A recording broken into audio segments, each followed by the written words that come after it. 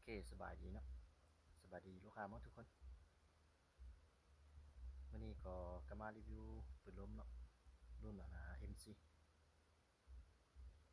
ตัวนี้จะเป็นงานใช้งอน100%เนาะรับประกันตัวนี้จะใส่เหล้าสั้นเลยถ้าว่าลูกค้าผู้ใดเนาะที่สนใจสามารถติดต่อเข้ามาหาช่วงนี้ก็เป็นช่วงหมักไห้เนาะหมักไห้สุกแล้วเป็นนางเฝ้าคักๆเนาะรุ่นนี้ถือว่าเป็นรุ่นที่คนนิยมที่สุดเนาะมันออกทับอิฐแหละแต่ว่าคนก็ยังนิยมใส่หลายสุดเนาะรุ่นนี้ตัวนี้ก็จะประกอบเป็นวาล์วปั๊บนอกเนาะวาล์วปั๊บนอกทางจะเป็นทางอะลูเนาะขนาด 0.42 เนี่ยตัวนี้กล้อง Recovery ขนาดจะเป็น3/12 คูณ 42เนาะตัวนี้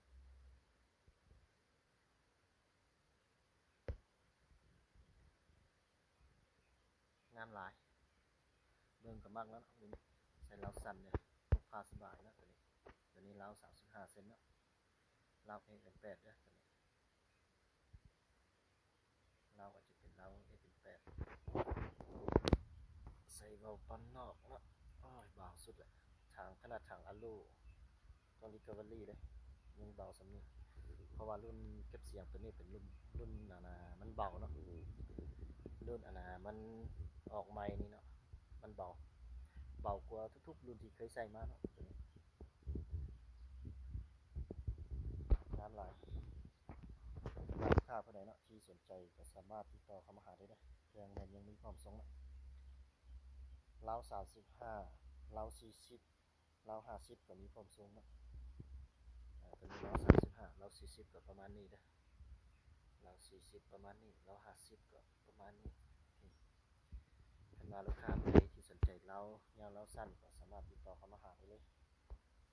เครื่องมันมีความทรงทุกรุ่นเนาะตัวนี้มันพกพาสบายเนาะค่อยมากที่มันเหล้าสั้นเนาะกดเก็บเสียงมันก็สั้นลงเนาะเอากดเก็บเสียงได้แล้วก็ไพ่อันนี้ก็พับ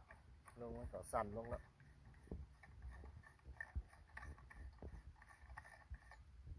โอเคเรารับประกันเป็นเหล้าดี100%เนาะเก็บเสียงตัวนี้เก็บเสียงดีมันเบาเนาะตัวนี้เบาสุดประมาณนี้เลยมาพับไพ่ได้มันก็สั้นลงเนาะพกพาสบายลูกค้าผู้ใดที่สนใจ